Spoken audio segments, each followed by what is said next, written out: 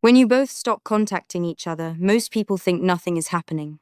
No calls, no messages, no notifications lighting up the screen. It looks quiet on the outside. But let me tell you something real. Silence is never empty. Silence is loud. Silence is where the real psychological battle begins. Because when the messages stop, the mind does not. You wake up, and the first instinct is still there. You check your phone, not because you're weak, because you're human. And she's doing the same thing. Stay with me, because what's happening beneath that silence is far more powerful than most men ever realize. We're going to go deep on this today, and I want to flag something right now. There are 5 phases to what happens psychologically when 2 people go silent. Most men only understand the first one. The ones who understand all 5, they move through this completely differently. They come out of it stronger, calmer, more attractive. We're going to cover all 5.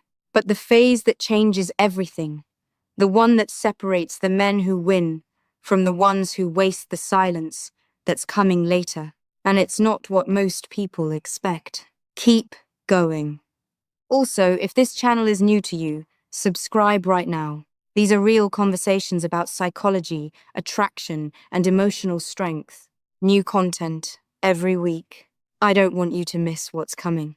Now, let's get into it. Here's what most people don't understand. When communication ends, imagination takes over. And imagination is far more intense than reality ever was. Now she's wondering, why hasn't he texted? Is he busy? Is he upset? Did he finally move on? And on your side, the same storm. Does she miss me? Is she waiting? Is she testing me? This is the hidden truth about silence.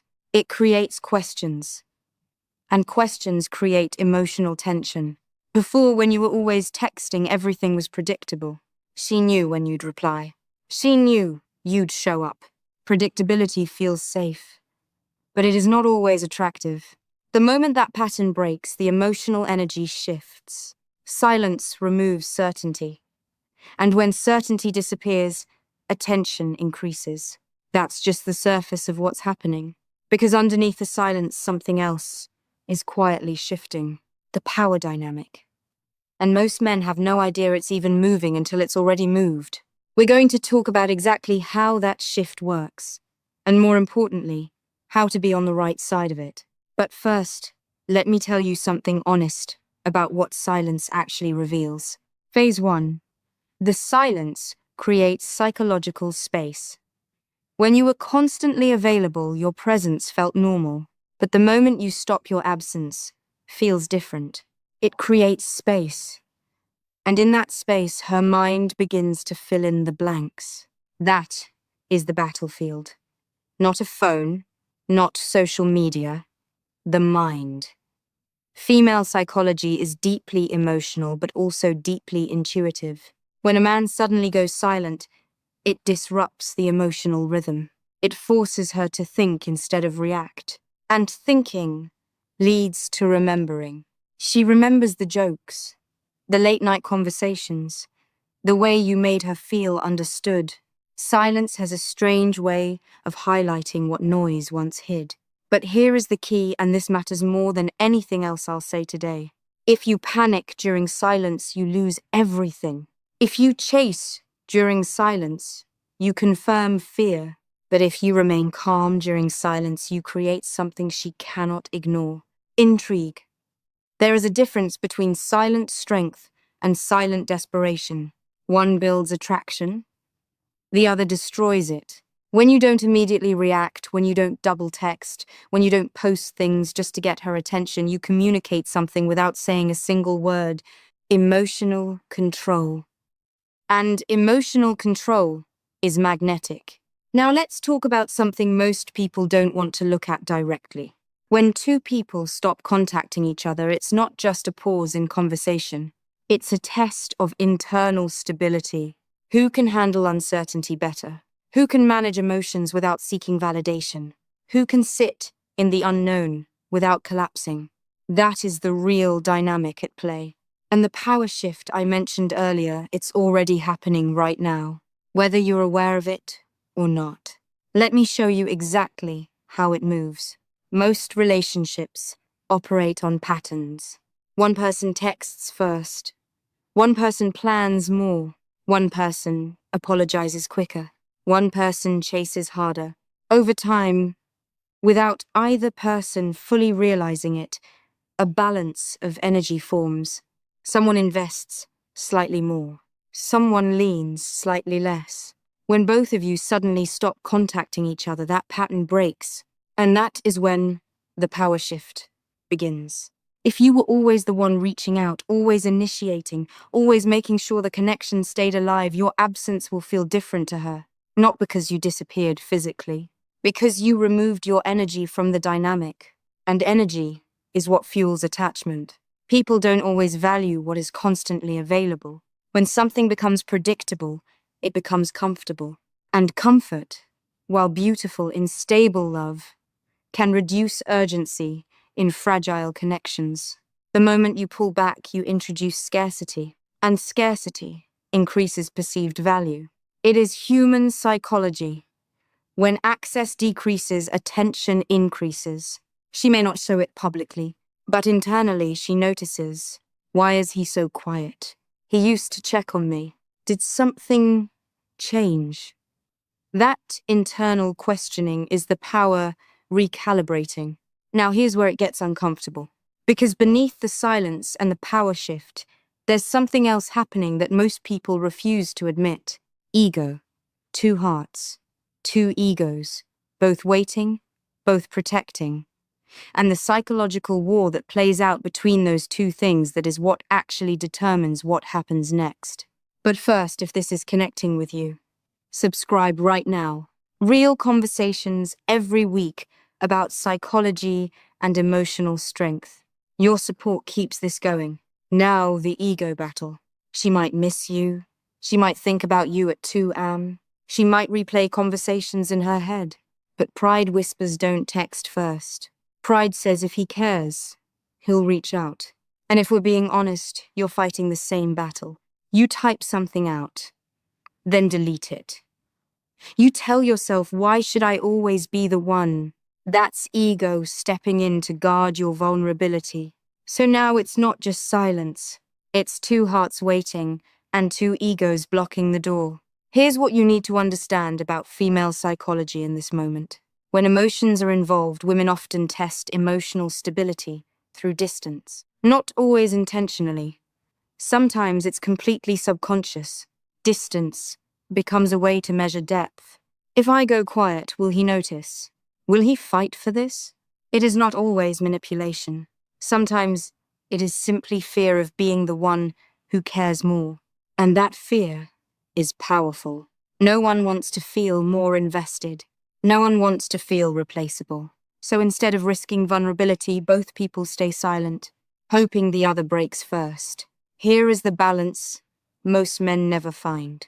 The person who reacts emotionally without control loses leverage, but the person who suppresses emotions completely becomes cold and disconnected. The answer is emotional discipline. Discipline does not mean pretending you don't care.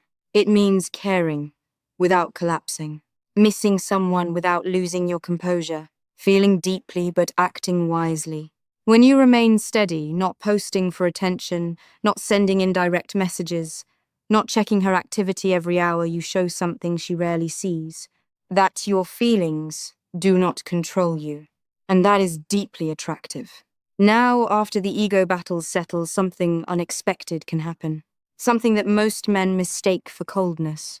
But it is actually the most powerful state a man can reach during silence. Detachment. Not coldness. Not pretending you never cared. Emotional balance. The kind where you stop clinging to an outcome. And what happens to a man when he reaches that place, that's what we need to talk about next. There is something magnetic about a person who is okay either way. When you stop obsessing over whether she'll text, when you stop building scenarios in your head, when you stop checking her last scene, your energy changes. And energy always speaks louder than words. Neediness repels. Stability attracts. When you genuinely detach from needing her validation, something shifts. You start waking up focused on your own life again. You pour into your goals. You improve. You reconnect with people who matter. You build something. And here's the part most people never talk about. When you genuinely improve, your confidence becomes effortless. You're no longer trying to prove anything. You're becoming something. A man who has options with his time, his focus, his energy. He is naturally more attractive than a man who waits by his phone. When you shift your attention back to your growth, you automatically rebalance everything. And here is the irony. The moment you truly stop needing her validation is often the moment she feels your absence the strongest. Because now your silence isn't strategic. It's natural. You're not waiting by the phone. You're building your life. You're not posting hoping she watches. You're living whether she does or not. That authenticity shifts everything. But here is the truth most people miss completely. After all of this, the silence, the power shift, the ego battle, the detachment and growth, everyone becomes obsessed with one question. Is she coming back? What's going to happen? That is the wrong question entirely. The right question, the one that actually determines your outcome, is about something else. Something called position. And that is where everything comes together. If she comes back while you're still emotionally unstable, still seeking validation, still afraid of losing her, nothing has actually changed. The same imbalance returns. The same anxiety resurfaces. The same dynamic repeats. But if she comes back and finds you grounded, disciplined, calm, self-assured, the entire tone of the connection shifts. Now, you're not operating from fear of loss. You're operating from choice. And choice is power. When you reach a place where you genuinely know you'll be okay, whether she returns or not, you've already won. Not against her. Against your old patterns. Most people tie their confidence to outcomes. If she texts, they feel worthy. If she doesn't, they feel rejected. That is emotional dependency. But emotional positioning means your stability doesn't rise and fall with someone else's behavior. You stay steady. If she reaches out, you respond from strength, not overexcitement, not desperation. You're measured, balanced, respectful. If she doesn't reach out, you keep building, you keep expanding, because your life is bigger than one connection. This is what emotional maturity actually looks like. And here's what that position creates. When two people reconnect after real growth, it feels completely different. She's not meeting the man who chased. She's meeting the man who chose himself, who used the silence, who came out of it stronger. That shift alone changes the entire dynamic of any relationship. And if she never comes back, you're already ahead. Because the best response to silence was never another message. It was self-improvement. The best response to distance was never desperation. It was development. You don't beg for attention. You build yourself into someone unforgettable. One day you'll wake up and realize you're not even waiting anymore. You're moving. You're expanding. You're living. Whether she returns or not, you didn't waste the silence. You used it. And that is the real game, the one that was always worth winning. If this opened something in you today, subscribe. Share it with a man who needs to hear it.